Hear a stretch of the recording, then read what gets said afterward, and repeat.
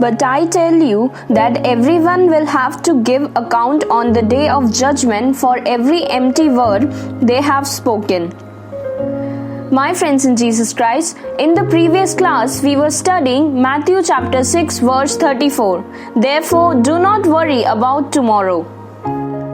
If we worry on Monday about Tuesday, then we are losing our Monday. So if we are worried about the next day, then we are losing our present day. And we are just wasting our life by worrying.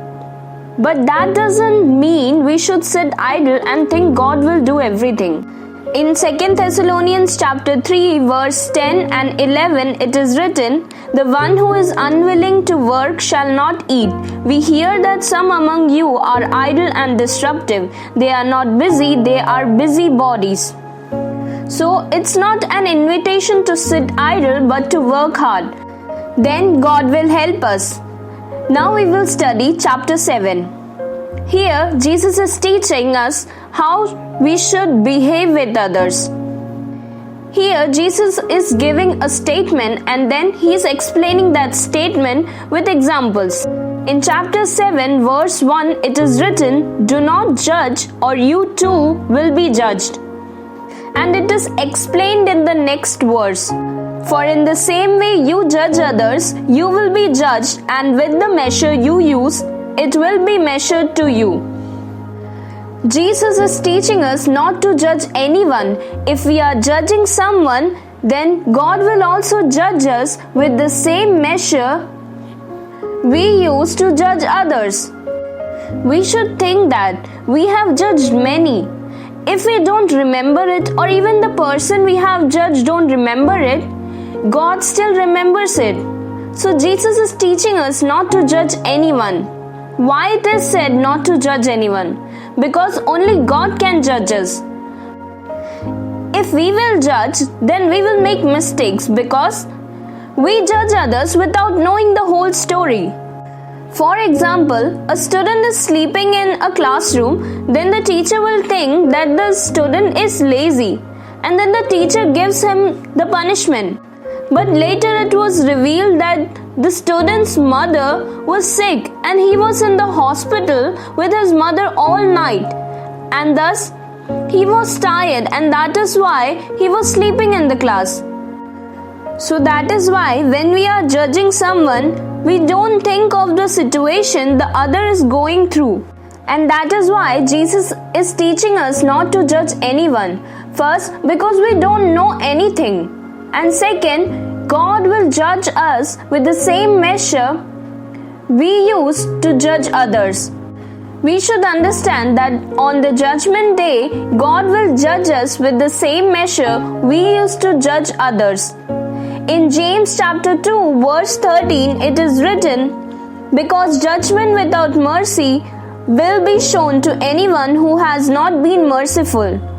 Mercy triumphs over judgment." Which means if we have judged someone, but then if we have showed mercy to him, then God will forgive us. God's mercy towards man is the incarnation, death on cross, and our sins is washed with his holy blood. That is why the New Testament is mercy. Third, we also judge when we have arrogance in us. If we are saying that the another person is not correct, then we are indirectly telling others that we are only correct. So this arrogance will lead us to destruction. So we should not judge or insult anyone. It's easy to say but hard to do. But we should try. In verse 4 it is written, "How can you say to your brother, 'Let me take the speck out of your eye,' when all the time there is a plank in your own eye?" Here, if one is judging others, then he is judging by hiding his own mistakes and he is showing the other person's mistakes. So that is why Jesus is teaching us.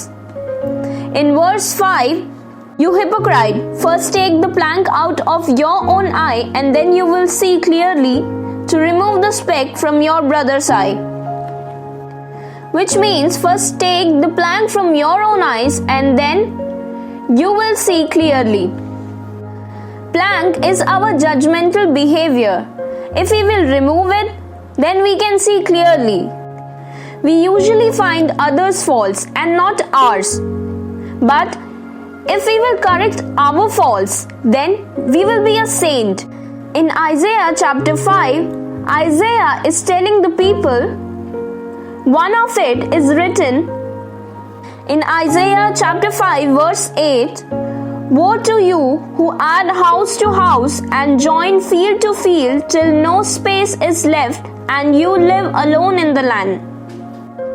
But later Isaiah felt God's presence. We can see in Isaiah chapter 6 verse 5, it is written, woe to me, I cried, I am ruined, for I am a man of unclean lips, and I live among a people of unclean lips, and my eyes have seen the King, the Lord Almighty. So if we are telling others' mistakes, then we should also admit our mistakes. That is why the gospel is teaching us not to judge others. There is always a balance in the Bible, so we should never misinterpret it. For example, the parable of the Good Samaritan. The parable says us to help others. This doesn't mean we should not go to the church and only help others. In further verse, in Luke chapter 10 verse 41 and 42, it is written, Martha, Martha, the Lord answered, you are worried and upset about many things, but few things are needed, or indeed only one. Mary has chosen what is better, and it will not be taken away from her. So, the Bible has always a balance. Here, after telling not to judge others, Jesus is also telling us in verse 6 that do not give dogs what is sacred. Do not throw your pearls to pigs. If you do, they may trample them under their feet and turn and tear you to pieces. So it is said not to judge others, but it doesn't mean we should give someone the license to cross the limit. First one is judgment. The second one is sensibility. So, not judging others doesn't mean we should not check the situation. For example, if a snake is on the road and if we think not to judge anyone and if we will go towards it, then it will surely attack us. Here, Jesus is telling us to be a sensible person, which means we should stay away from some things, some situations, some people, some decisions, as they can be dangerous. So we should be careful. Now we will meet in the next class. May God bless all of us.